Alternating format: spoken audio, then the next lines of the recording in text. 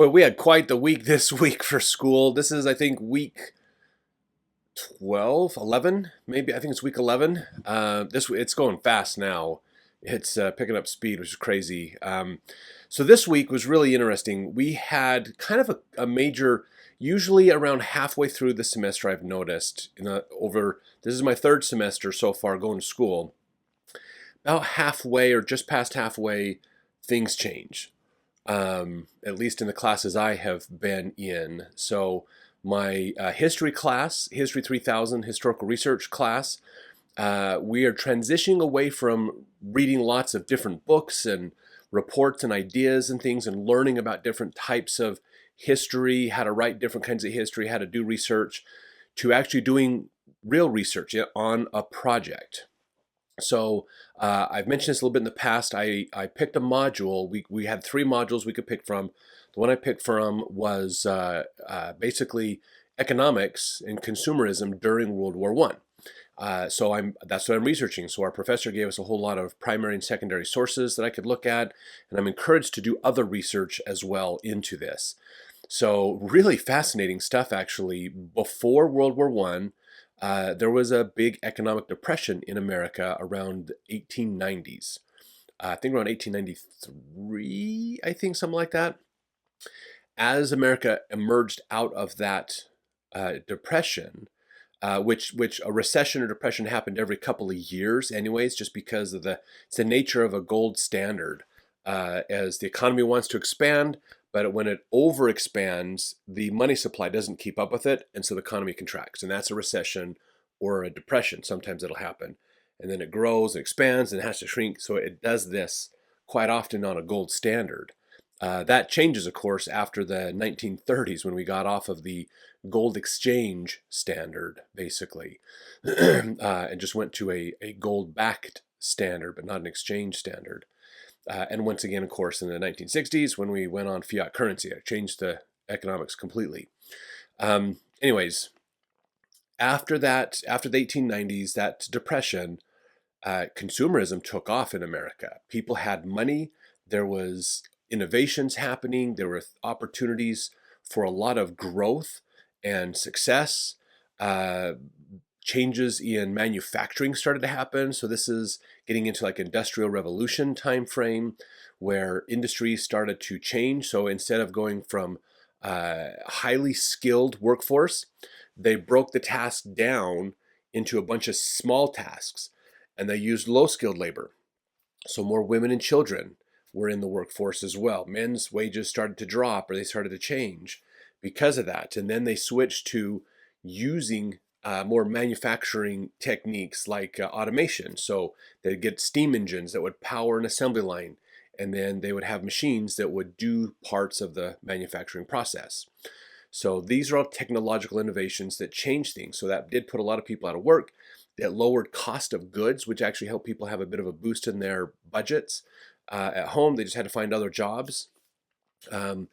This is how economies work. Is pretty interesting. So consumerism became a thing. Like they could manufacture clothing faster and cheaper. They could make other household goods faster and cheaper. They started doing more mechanical technology. So like dishwashers and other things like that started to come around to be used. Vacuums, sewing machines, lots of stuff like that started to pick up. So what was interesting is it was touted as a way to make life better. So this was more of an emergence of a middle class.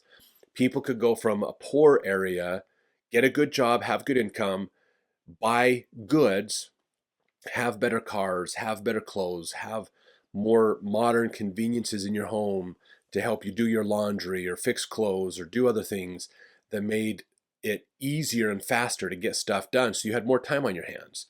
Income was rising, so you could actually do more. You had more wealth. You could save more. You could buy more. You could do vacation. You could do more. You could, purchase more things. Going shopping became a big deal for a lot of women to just go to stores and shop. In the 1910s and 20s, right before the war, grocery stores started to come around. So we had general mercantile stores for a long time, like A. Schwab's and others, where you'd go into the store and there would be uh, the walls would be lined with goods, and then there'd be this counter, and you'd walk up to the counter and say, "Can I get this?" And they would go out and pick it up off the shelf or whatever, bring it over to you. Kind of like how a lot of auto parts stores run today. All their parts are behind the counter, and you walk up and ask for it, and they go get it and bring it to you. That's how most stores worked. Then the idea of a grocery store, where it changed, started to come around about this time. In fact, there's a fascinating story from Memphis, Tennessee, where I spent some time. There's a place there called the Pink Palace. There was a gentleman who worked at a general mercantile store. He's a black man, and he went one day to a new restaurant in Memphis that was a cafeteria. This idea of I could just go, it was like buffets. So it was like I could go pick whatever I wanted and then sit down at the table and eat it. And it dawned on him, why don't I use the same idea in the grocery stores? So he created a chain of grocery stores. He actually went to his boss and said, I got a great idea. I think this is going to be a money changer. And he always had lots of great ideas, and his boss hated him for it. So his boss told him, you give me one more good idea of yours and then you're fired. And so he debated that, but he realized this is a spectacular idea. Went to his boss fired him. So he started a chain of grocery stores that helped revolutionize some of these ideas. They were called the Piggly Wiggly. And that was one of the early grocery stores. So that's kind of a fun story that I've heard from past experiences of mine. But these ideas of grocery stores started to emerge at this time, where you could go get a cart, put your stuff in and buy your stuff and go sit down, and go get the goods and then go through the checkouts to get it. So things were changing. Food went from a mercantile, like a farmer's market type idea, to the grocery store. Lots of things were changing. And so it was really interesting as consumerism grew. Then the war broke out, and the war changed a lot of stuff. And so that's my research, is getting into what was that change, how is that affected. So I'll give you more details. I don't have to give it all to you today. I've got 4 or 5 more weeks of research that I'm doing. So, but interesting, I'll tell you one little interesting tidbit. Scrapbooking became a legit thing, like an industry, during World War I. They encouraged women to scrapbook, which helped them in processing the war and their emotions and feelings and things about changes in life.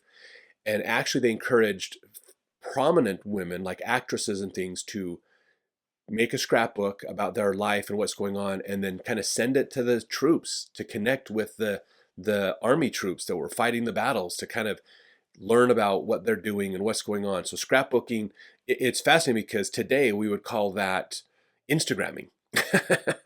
But back then it was scrapbooking, and that's what they would do, is kind of talk about their life. And so they encouraged women to talk about their life in these scrapbooks and then send it to the troops so they could learn more about life at home and things like that while they're dealing with the problems of war. That was really interesting to see that scrapbooking became an industry during World War One. In my textual analysis class, my senior seminar, the 4990 class, we spent this week talking more about Isaac and his sons.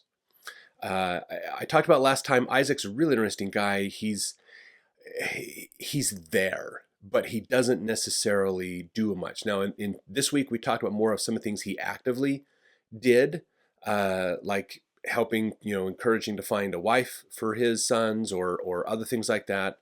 But what's fascinating about it is his wife, Rebecca, really stands out, as you kind of get this sense of she ran the household. Like, she had a tremendous influence in encouraging what her sons did. We did talk about the story of the birth of Esau and Jacob, how they were twins. Esau is seen was noted as a hairy man. He's kind of rough, more of a wild person, like a hunter, survivalist type person, more adapted to be in the woods, be in the wilderness. Jacob is seen as a smooth man. Now, in some of these ancient ideas, that there's kind of a cultural connection with this. The hairy man, a lot of prophets were seen as hairy man. They had either special robes that were very kind of hairy, like they were goat made out of goat skins and things, so a lot of a coarse hair on them. That was kind of like a holy robes that they wore. We can even think about the animal skins of Adam and Eve, kind of that same idea. And so Esau kind of fits that a little bit more, but Jacob's a smooth man. Jacob didn't have a lot of hair on his body, basically. So It's just interesting that contrast. And so Isaac, he loves Esau because Esau feeds him. Isaac seems to be kind of he really follows debasement, which is why his dad Abraham said, "Don't, Isaac, you're not allowed to go to Egypt and these other places because you'll probably find some really good looking women and you'll want to marry them and you're going to ruin your life."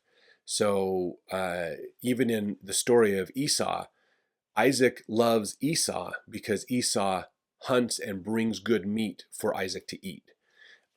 So whereas Jacob stays more around home, taking care of the sheep and the animals on the farm and doing domestic stuff. So Rachel kind of favors Jacob, whereas Isaac favors Esau. So it's just kind of an interesting idea. Isaac kind of seems more debased in how he does things, so maybe not as emotionally mature as we would think an adult would be, thus lending more credence to he may have had some mental disorders, some issues that he was doing.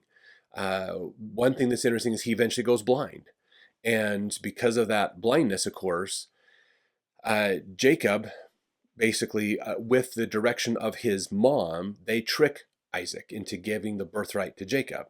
So Rachel says, not Rachel, excuse me, Rebecca says, "Hey, put on these goat skins so you feel hairy like your brother, and then go get a blessing from your dad." Now, it's not like his dad maybe couldn't have heard the difference in voices of his two sons, but he apparently didn't notice that difference, and so he gave Jacob the blessing, and Isaac couldn't take it back, and so Jacob got the blessing, and Esau didn't, which made Esau really mad. What's fascinating though is this is kind of a deathbed blessing, like back then the patriarch of the family would give a blessing to their children shortly before they die. So he's on his deathbed, like, I might die soon, let me do this. What's fascinating is Isaac lives for 20 more years. Maybe he had lupus or something else like that, or he had, maybe he just thought he was sick all the time. It's just, it's just interesting that he obviously isn't super active in his family. His wife's running the show for everything. There is an interesting parallel between him and his dad in that when Isaac goes to live in the land where there's a man named Abimelech that's a king, they go through this similar story of, oh, the men, instead of the king wanting Rebecca, the men of the town want Rebecca. And so Isaac says, "Hey, you tell everybody you're my sister." They take Rebecca, but then nothing happens to her because he's told them all this. And so they've kind of, they're kind of avoiding Isaac. Well, one day Abimelech looks out his window and he sees, as the scriptures call it, Isaac and Rebecca playing. Isaac is playing with Rebecca. And what's fascinating about this is this ties back to kind of a play on Isaac's name. So Isaac's name, as we talked about last week, is the word. Isaac's name means laughter.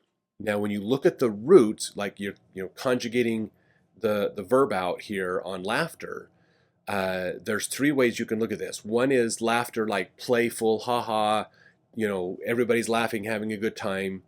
Another one is mocking, so you are pretending to be someone to make fun of them. And a lot of times we think about that idea as the story of Ishmael and Isaac.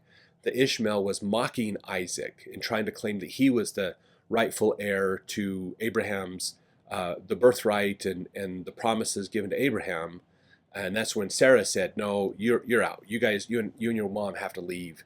You can't do this. My son's going to inherit it." And that's what a lot of people think is what Ishmael was doing when it said Ishmael was playing with Isaac, was because Isaac was 3 at the time, that Ishmael was mocking Isaac basically and trying to claim he was the rightful heir, not Isaac.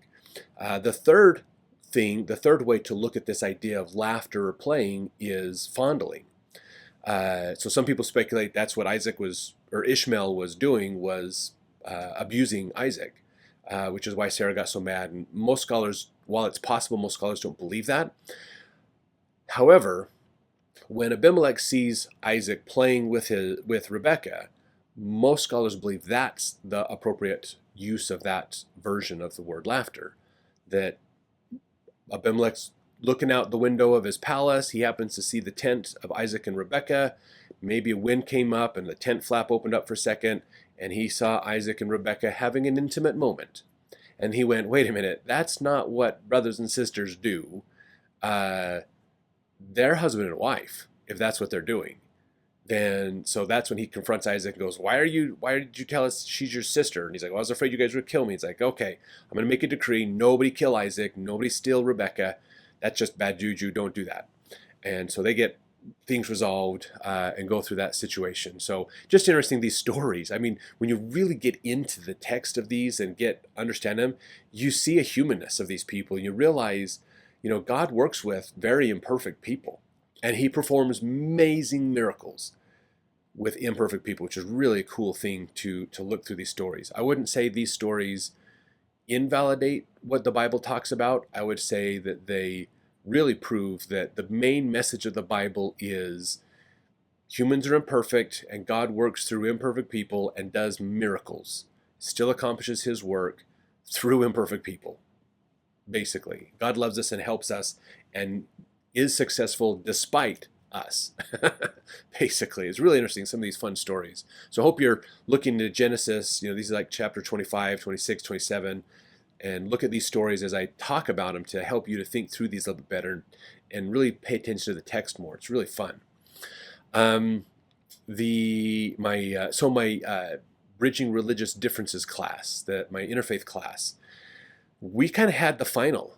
This was a big, major part of our grade was what we did this week. So middle of the week on Wednesday, we had a mediation night. And what that meant was we've been teaming up with another student. We got assigned another student, and our job was to tag team a mediation. So we showed up Wednesday night. There were some role players there, some other people. So we sat in a group, me and my partner, Dax, and we sat in this group with two other people. So our job for Dax and I were to be mediators for an argument between these two other people. And it was a heck of an argument that they had. One of them was both of them were Christian, both presidents of clubs on campus. One of them was was the president of the Christian club and was very outspoken on their views. The other club was a little more liberal in their perspective, and for Peace Week, they had invited a person to come speak in behalf of their club. So their club sponsored this person to come speak about promoting Christianity and good values in third world countries. But this person also has an idea, while she does a lot of work in these third world countries to help improve conditions and do things, she also advocates for abortion in these countries to be legal because of the problems with AIDS and transmissions and other issues that are going on, that in her mind, it makes sense to use abortion in these third world countries, at least have that as an option to help prevent spreads of disease and other complications and problems that can happen. The very Christian club wasn't consulted, and they felt offended, and they were wanting to protest this person. So we had to mediate between these two, and so we put our skills to the test, and I think it worked out good. I don't know if we've ever got to a conclusion, but the point wasn't that. The point was understanding how to work with people, how to humanize other people, how to build bridges for other people who have differences. A lot of fun. It was a really good experience. We actually went down, our professor, Dr. Ford, spoke actually at a interfaith roundtable in Salt Lake City earlier that day. So we went down and listened to him. Awesome talk. Maybe I'll see if I can get him on this channel and we can do an interview with him. You can hear his speech. Powerful stuff of the work he's done in helping build bridges between Palestinians and Jews to help see each other as valid and important, to try to do peacemaking, to combat the war problems over there, as well as other things. So I think it'll be fun. It was a really good experience. So for that class now, we just have some more presentation projects to work on, but we'll talk about those more in the coming weeks. So that was my week. It was really active, really busy in my classes, but a lot of fun, a lot of good experiences. So hope you guys have enjoyed these videos. Stay tuned as we continue to spend more time on my research for my two classes, and then finish up learning more about mediation things as well. And we'll talk to you next week.